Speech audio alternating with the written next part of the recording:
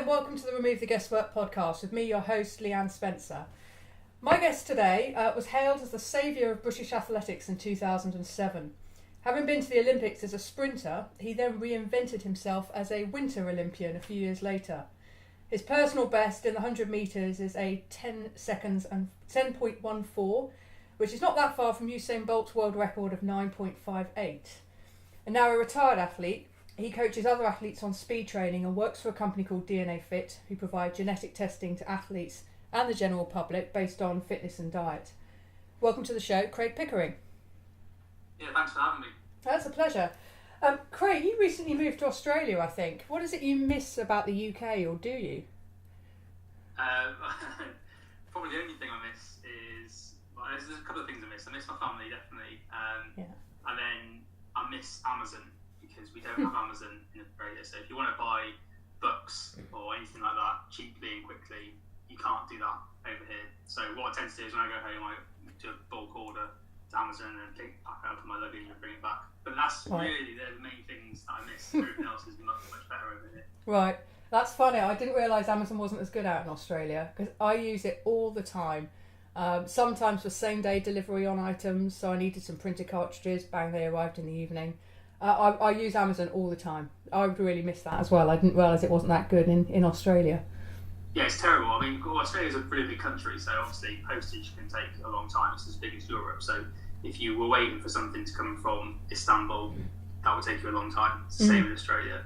But Amazon are saying they're going to launch over here properly, I think at the beginning of next year. So things might be a little bit different once that gets up and running. Yeah. Yeah, I was actually out in Australia, as you know, a few weeks ago, a couple of months ago actually, and we were flying back from Sydney to Denpasar in Bali, and the flight was only 6.5 hours, and we got on board the plane, and we're making a bit of a fuss to ourselves about the fact there was no television screen and what we were going to do for 6.5 hours, and it was worse than EasyJet, and a couple of Aussies next to us were smirking, and then we realised that 6.5 hours is not a long haul flight for an Australian. And they wouldn't expect to have a TV screen or movies. But because for us, it's quite a long way. Every time that I fly home back to the UK, I'm just amazed that we take off from Brisbane and then for the next 5 hours, we're still over Australia. So you're on a plane for a long time before you even leave Australian airspace. It's just a huge country. It's massive. But they're very much used to just travelling around on planes. They're using like buses. Internal flights are very, very common. Yeah. Well, the pilot actually took us over Ayers Rock, and she tilted the plane, so we had the most fantastic view of Ayers Rock, which was the only time we saw cars or people in that whole flight over Australia, once we'd left Sydney. And we got talking to the two Australians next to us, because we said, well, come on, lean over, you've got to see this view, because they'd never seen Ayers Rock before. And then we had a little chuckle. I said, well, you must have thought we were a right pair of princesses moaning about the TV screen, and she laughed a bit, and I think it probably gave them something to laugh about on the takeoff. But so what took you out to Australia?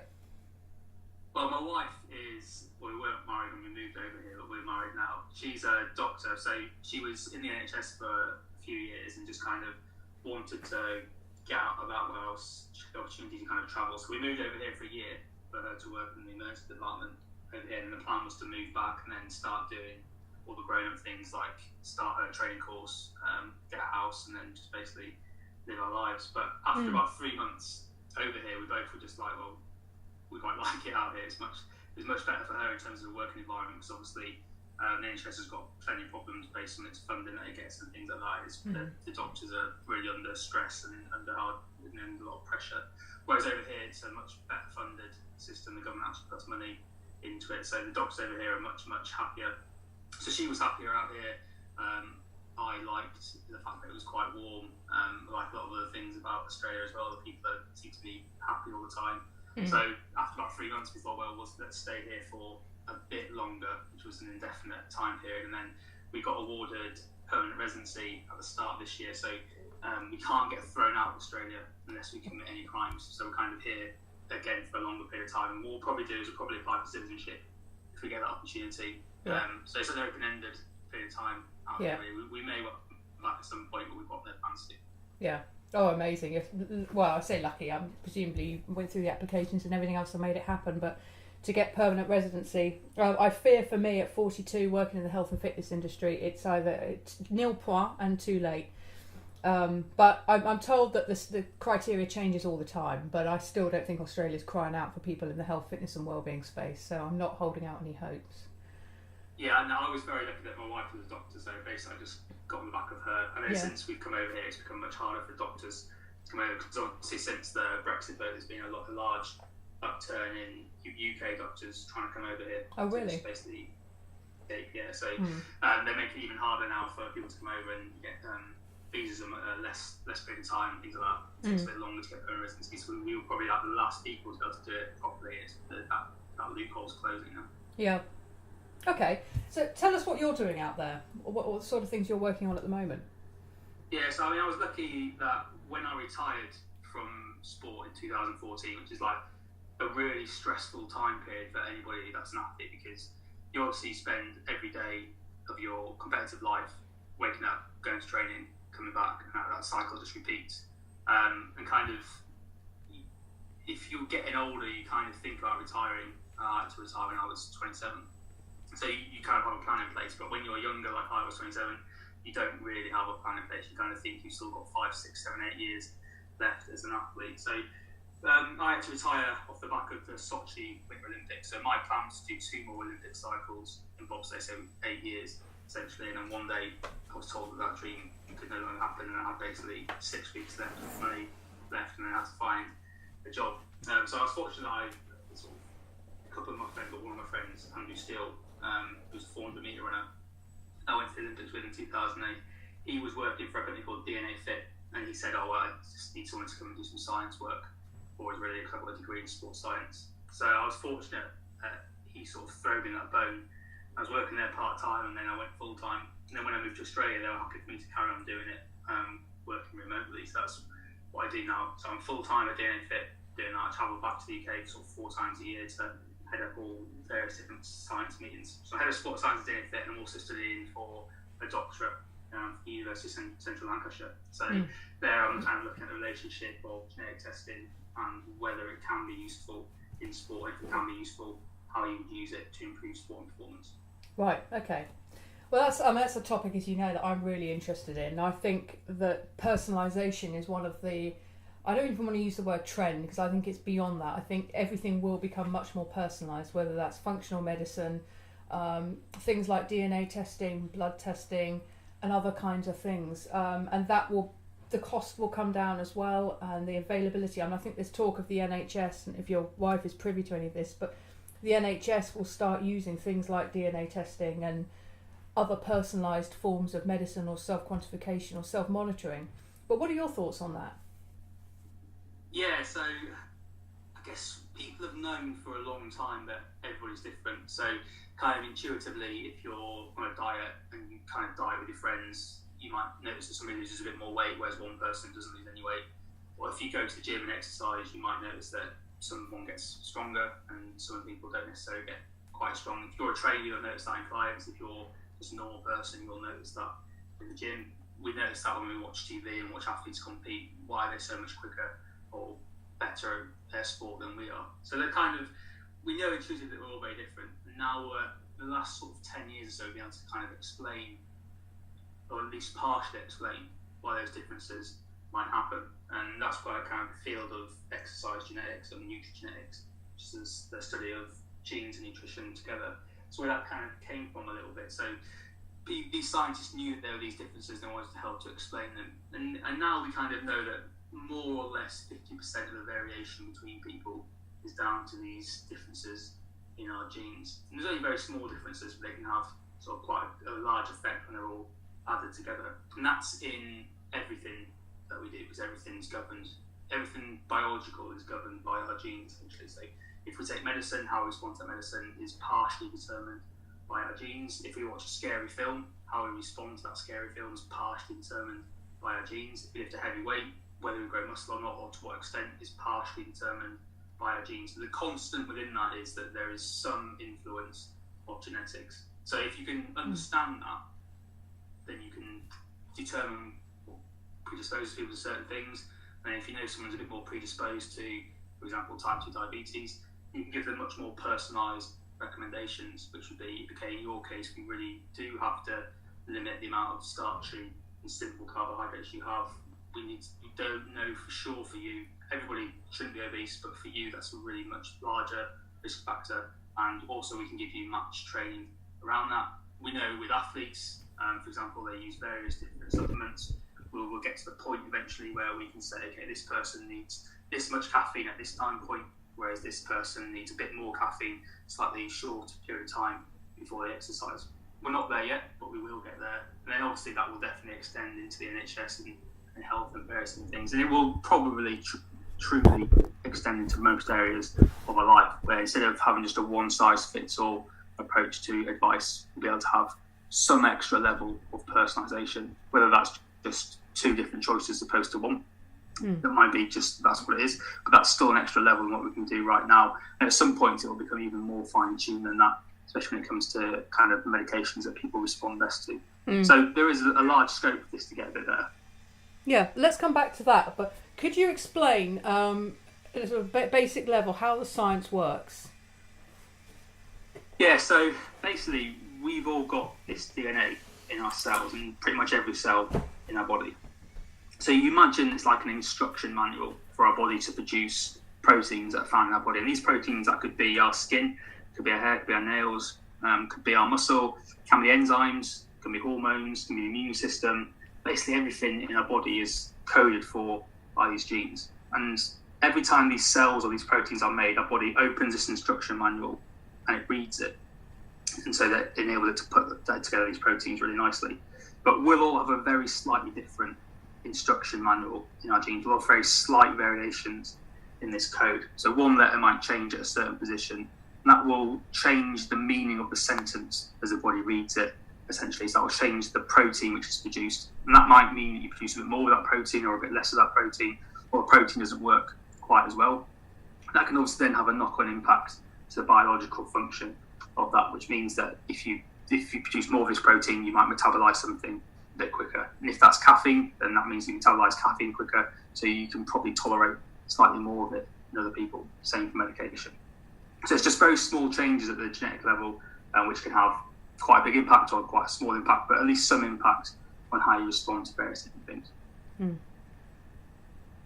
And how accurate is it at the moment, do you think, based on some things that we know? So its efficacy for things like carbohydrate sensitivity or saturated fat sensitivity, and some of the aspects of power endurance on the fitness side. Where is it at? I know there's a huge amount we don't know about DNA, but I think it's quite solid science now around what we do know, isn't there?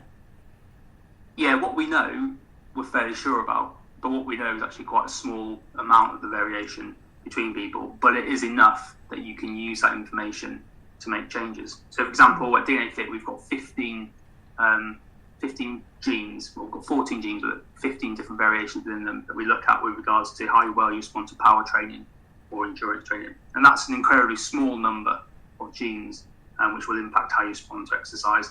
But we know from research that we published last year that if you know what versions of these 15 genes you've got and you follow the advice that we give you, you'll see about twice as much improvement in a test of power and a test of endurance. So though it is only a small number, because we choose genes that have been well researched and well replicated by the research, it definitely does have an impact. Now, we'll definitely get more information as more genes are found and the kind of biological mechanism behind them is understood.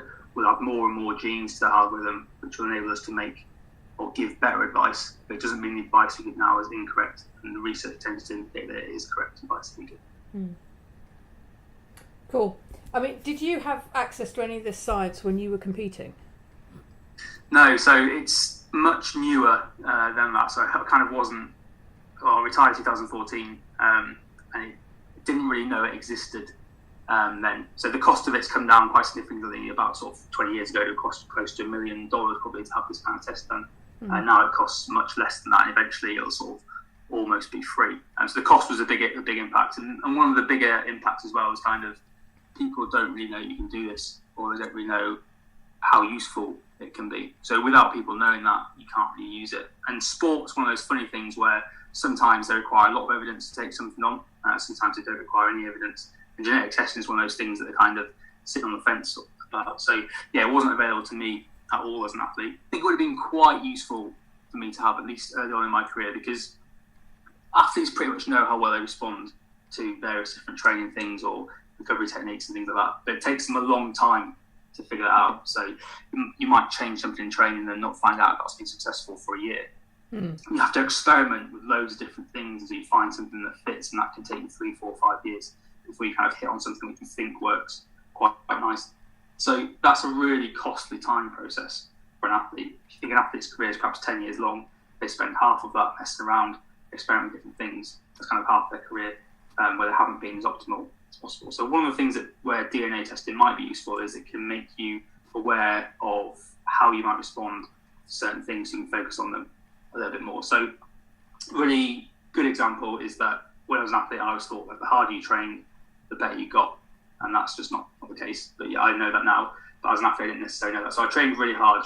Monday, Tuesday, Wednesday, Thursday, Friday, Saturday, and I had Sunday off. And then a few years ago, when I had my DNA test, when I started working with DNA Fit, I saw that I have kind of gene variants which would predispose me to having a slower recovery from exercise. So had I known that when I was kind of 18, that might have given me more confidence to have easier days in between my harder sessions. So I might have used that information to train hard on Monday, Wednesday, and Friday, but have Tuesday, Thursday, and Saturday as easier days. And that one change could have had quite a profound impact, because for about 18 months of my athletic career, I suffered quite badly from overtraining syndrome. So I was just kind of, on a day-to-day basis, really struggling to get out of bed and motivate myself to train, because I was training so hard. So had I had that genetic information prior to that happening, that could have been pretty useful. Yeah. Same with things like caffeine. So athletes use caffeine all the time because it's probably one of the most performance-enhancing drugs in the world, and yet it's completely legal. So athletes use caffeine to improve their performance.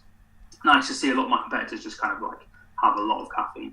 And so I tried that a couple of times and really didn't sit very well with me. I got cramp, and a couple of times I kind of, the stomach was playing up a little bit, and on one occasion I had to pull out of the national championships final because of issues I was having with having taken too much caffeine. And that was too much caffeine for me, but it was the same amount as all my competitors were taking. And again, I now know that I've got a couple of genes which make me a bit more sensitive to the effects of caffeine, so I put in slightly less than my competitors. And had I known that, again, wouldn't have had to pull out at the final, would have had a better idea of how I respond to caffeine before I tried it. So again, it would have been a pretty useful thing to have known. Yeah. But there are athletes using DNA Fit, aren't there? And full disclosure, I've got no affiliation with DNA Fit except that it's our test of choice. So for my business, Bodyshot Performance, we DNA test every single client who comes into the business as part of that whole principle of removing the guesswork, which is where this podcast title has come from. So I know the product very well. And Craig, I know that other athletes like Derek Chisora, the boxer, as one example, use the product. Can you talk to us about one of those, or perhaps an anonymous example of how it's impacted their athletic career and performance? Yes, we've got a couple of athletes who use it. Again, more just kind of just give them a little bit more information on various different things. So again, one of those athletes is Greg Williford, who's the Olympic long jump champion for 2012 and got the bronze medal at the last Olympics in Rio. And he used it, and again, it didn't really tell him anything he hadn't figured out, apart from maybe one or two things which he was just like, well, yeah, no, I did know that when I have a lot of caffeine, it makes me go a little bit funny. So that explains that. So it's just those small things which, for athletes who know a lot about their body, can be pretty useful. Well, it's the aggregation of marginal gains, isn't it? Small things that perhaps to non-athletes might think, well, is that going to make so much difference? But I think in your athletic career, you know far better than I, it's the small things and the aggregation of small things, of marginal gains, that makes the difference, doesn't it? Yeah, exactly. And like I said earlier, we're all different. So athletics coaches and coaches in every sport, they have this kind of training program which they think works for everybody. But for some people, that won't be quite as good. For other people, it will be a bit better. And coaches are generally quite resistant to change in that. So we had a rower who was pretty good, who didn't respond at all well to high volumes of kind of intense training. So typical kind of like VO2 max based training. She didn't respond very well to that. She had quite a low VO2 max compared to her teammates, for example. And she'd figured out that if she did a lot of power-based training, so really short intervals at very high intensity, but also quite a lot of long, steady duration activities at quite low intensity, that was what worked best for her. Our coach wasn't having any of that because the coach knew the best way to train.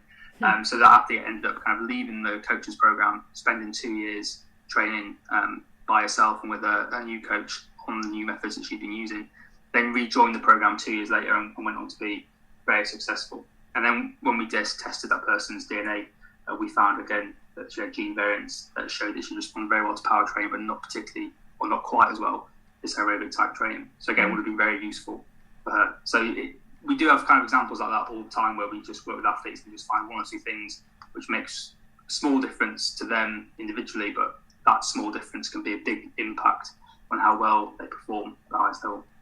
And I think that can be equated as well to busy professionals whose Bodyshot's target market, and a lot of the people listening to this will be in a senior position, C-suite or a couple of layers below, type A personalities that have no issue pushing, but have an issue kind of putting the brakes on, looking around and thinking, oh, I'm here, I'm overtraining or I'm overworking. They're under an enormous amount of physiological stress. And I think there's a lot of parallels between an athlete, an Olympic athlete, and then a business or a corporate athlete, in the way that they might train stroke work and then have to prioritise recovery. The difference, I think, is that the business athlete probably isn't putting a lot of emphasis on recovery. But the body, as I understand it, doesn't recognise the difference between stress caused to its physiology by overtraining, i.e. lifting too heavy too long or running too much, and stress caused by overwork or angst. Is it true that the DNA report in terms of the recoverability, is that purely for physiological stress caused by exercise, or is it any kind of stress? Yeah, so you're right. So stress is stress, and that stress might be physical, which would be from training. It might be through anxiety because you're not getting paid enough and you might not make your mortgage payment. It might be because your boss is hammering you for various different things. It might be because the shareholders are getting hold of you for the end of year reports, things like that. So stress is stress, and it all impacts us fairly similarly. There's some really good research which shows that if you get a group of college athletes, half of them are having an exam, half of them haven't got an exam. Those that have the exam see smaller improvements in strength from a training session than those that don't have the exam. So it can stress not involved with training can impact how you adapt to training. In regards of what we look at in the DNA Fit report, we're primarily looking at how you respond to physical training. So we're looking at things to do with oxidative stress. So when you exercise, you kind of all these cellular reactions are happening, which causes free radicals to form. These free radicals can cause damage to your cells. And we're looking at how well your body can buffer that by itself. If that's not particularly well, we can recommend that you would take slightly higher intakes of antioxidants through your diet. And also genes looking at inflammation as well. So when you exercise, again, everyone knows that after you exercise, you get some swelling. That can be good initially because that enables you to adapt to exercise. If that goes on for a long period of time, that causes a reduction in your adaptation. And if that happens for an extended period of time, you can't perform particularly well. So they're the genes you're kind of looking at there. So yeah, looking primarily at physiological stress, but stress is stress, and we need to, humans in today's world are generally quite stressed and are generally quite poor at understanding that they're stressed and doing things to reduce that. So anything we can do to make them more aware of that is pretty useful. Yeah, definitely. And the way that we use the DNA testing is the precious commodity that most of our clients have is time. And I think what the DNA test, it removes a lot of the guesswork around you've got 3 hours a week to exercise or to have training stroke recovery. What are the best forms of exercise? Based on your DNA profile, but also, of course, on what's going on for that individual. The DNA profile might say that they're strongly based towards power, but a power session would be a really disastrous thing for them right now. They need some gentle restorative yoga or something else. But it allows us that, all being well, what's the best use of those 3 hours a week for that particular individual? So it saves them time and gets the results that they want quicker. But let's talk a bit about the nutrition report, because I personally find that of more use with the people that we work with. How does that help remove the guesswork? Yeah, so there's all these different types of diets that you can go in. If you just read any sort of fitness magazine or even glossy magazines, every week there's a different diet, which is important. And it's really difficult for somebody who perhaps hasn't got background as a sports scientist or a nutritionist or anything like that to kind of understand what kind of things are best for them. So what we typically see is that people kind of go from one diet to the other on like a 6-week basis. So they'll start one diet, not quite happy with how they're doing, start another diet. And all they do is they're quite motivated early on to lose weight, and then they lose motivation, they gain weight. And they just end up yo-yoing up and down. So we've got a couple of genes which look at how well you respond to carbohydrates. So if you don't respond particularly well to carbohydrates, you probably want slightly less of them in your diet because you've got an increased risk of type 2 diabetes and an increased risk of gaining fat. The same for saturated fats. If you don't respond particularly well to saturated fats, you've got an increased risk of becoming obese, basically. So we can look at genes like that in order to kind of help place you on a diet which should give you more success. There's a bit of research looking at this as well, not from DNA Fits, from a different group of researchers who basically got a group of people, gave them a genetic test, got another group of people, just gave them a normal diet. And those that did the genetic test, they lost the same amount of weight as people on the normal diet kind of the first 6 months. But then after that, the people on the normal diet gained weight again. Those on the genetic test-based diet, they continued to lose weight. And at the end of the kind of the year period, they'd lost weight, the other group had gained weight. Now, that may not have any biological mechanism. Personally, I think it probably does. But it definitely will increase adherence to the diet as well, which is more than half the battle when it comes to diets. So we can definitely help people around that. And then we look at things like micronutrients, how many micronutrients do you need for various different things, just kind of support your overall health. And if you're healthy, then you can perform better in the gym, you can perform better in your job as well. Yeah. Would you be able to send that piece of research over, and I'll link to that in the show notes? Yeah, no worries. Yeah, great, thank you. Let's just come back to adherence, because that really is the crucial thing, isn't it? Any role of a coach is to be a change agent, and getting people to adhere to something or to buy into it and then sustainably maintain whatever that goal is, I think is the ultimate challenge. Short-term results I find are very easy to come by. In fact, people don't need a coach for that. But the long-term adherence is the real value. And just talk a little bit more about how you feel that something like DNA testing helps with that, because the research has clearly shown it does. Yeah, so the best diet is one that you'll stick to. Whereas often see people will spend ages obsessing about a diet. They'll read a diet book, make loads of notes on it, go to the supermarket, get the shopping all ready for it, and then the first night after work they haven't got time to cook the dinner they need to do, so they have a takeaway.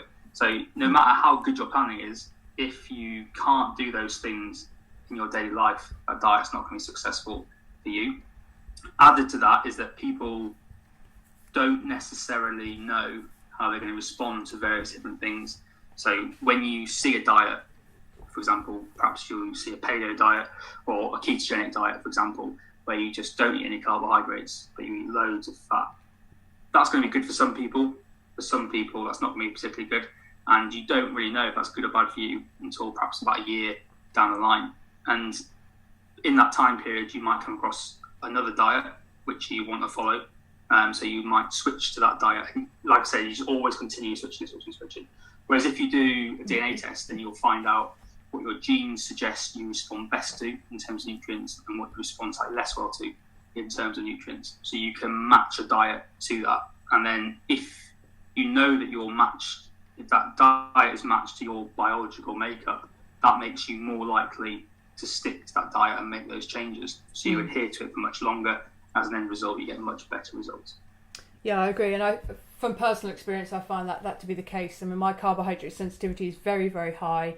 I know from how I respond to particularly refined carbohydrate, but an excess of carbohydrate, particularly in the first part of the day, I know what effect that has on me. So intuitively, it made sense when I first saw my report 2-3 years ago, and it said a high sensitivity to carbohydrate and a high sensitivity to saturated fats. And those two things kind of made sense. And having adjusted my diet to take those into account, I've noticed quite a significant benefit, a decrease in things like bloating, gas, an increase in energy and more consistent energy levels as well, because that sensitivity to carbohydrate meant that I was getting very rapid blood sugar spikes, storing in excess of carbohydrate as subcutaneous fat.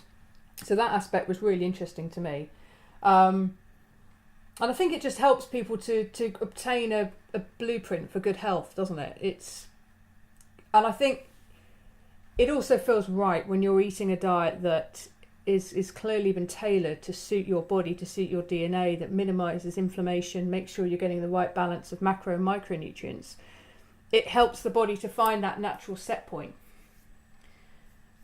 Yeah, and it just makes it gives you more advice, or makes it a bit clearer on what things you need to focus on a little bit more as well. So even outside of the kind of macronutrient aspect of it, we're all told 5 portions of fruit and veg per day. You want to have a certain amount of omega-3 per day, a certain amount of vitamin D, some people will need more of those nutrients, some people might need a little bit less. So we can kind of hone in with a bit more of a laser focus on things we want to have a bit more of in our diet, and things we want to have a bit less of in our diet. So for example, if you need slightly more cruciferous vegetables, when you go to the supermarket, you just put in some cauliflower and some broccoli into your shopping trolley. Whereas if you didn't know that, perhaps you'd be less likely to have that. So again, it's just small things that you can take away from it, which will add up to make quite a large difference. Yeah. Again, it's that aggregation of marginal gain, which I think was a term used by Sir Dave Brailsford, wasn't it, when he worked with the British cycling team. And I think that applies to the everyday person as well, because it's a small thing. On my experience of working with people, if you come in and make big sweeping changes, it's too much for somebody. But if you say almost minimal effective dose, what's the smallest thing here that you can pick to work on? Go work on that, whether that's slightly bringing down your carbohydrate intake or increasing your cruciferous vegetable intake. Just do that for a week, 2 weeks, until it becomes normal. Then bring something else in, then something else, and then something else. And looking at it as a medium to long game, over the course of a year, you've actually made a number of very significant changes, but just over a small period of time. And the other thing, I think time is a very precious commodity to most of us, certainly the listeners. But energy is a really big issue as well. And I think understanding how to eat according to your body helps to get that more consistent energy. Have you noticed that in the people you've worked with? Yeah, definitely. So a lot of people we work with who are just what I would call normal people, so not athletes, they definitely kind of come back and say it's made a big difference to them. We've got like a lot of satisfied customers who kind of just feed that back to us. So yeah, people definitely find it useful at all levels. And it definitely it gives them a bit more kind of insight into which they need to hone in on and focus on a bit more. Yeah. And we talked about DNA testing. We dovetail it with a self-administered blood test that looks at, we based it actually on the DNA profile. So it looks at liver performance, cholesterol, iron, vitamin D3, vitamin B6 and vitamin B12. So we have that blood test, and then we also have a piece of wearable technology that we fit people with that looks at sleep activity and then gives you a recovery score, which is something I definitely want to talk to you about in a bit. But what else do you think really complements something like DNA testing to help people get more energy, make the most of their time and generally be healthier? Yes, I think the setup you've got there is actually really good. So like I said earlier, genetics is probably about 50% of the picture. So we need to understand the other 50%. So it's kind of lifestyle and what we call environment, really. So what kind of things do you do on a daily basis which make you what you are? So when we look at genetics, we're looking at how we're predisposed to various different things. So you might be predisposed to require more vitamin D, but what you probably need then is a blood test to know what your vitamin D levels are, and then you can use genetics to determine how large or how much of an impact you can make through supplementation or through getting out and having more sun. So you can make that change, and then a few months or years down the line, you'll have a second test done to see how you're doing there. So that's a really good complement to that. So the lifestyle aspect of it is really, really important. There's no point having a DNA test, taking our advice, and then sleeping for 3 hours a night, which is obviously just terrible. So that's really, really important, really, really useful. So the main complements would be get your results, understand your results, or find somebody to understand them for you, and then determine what kind of changes you need to make based on what your genes will say you're predisposed to, and then where you are right now. And it sounds to me like this kind of setup you've got there is really, really good. So that's it for part one. I hope you found that interview with Craig really insightful and interesting. Part two's already been released, so you can find that in your iTunes library. And don't forget, of course, to leave us a rating and a review. So we have a competition where you can win a version of our Bodyshot Performance Light product, a DNA test and consultation worth $399. We're giving it away free to a lucky winner. All you need to do is leave us a ratings and review on iTunes, and then take a picture of your review and email it through to info@bodyshotperformance.com, and one of you will be announced as the winner of the Bodyshot Performance Light product on Wednesday, 6th of September. Good luck. Thanks for listening.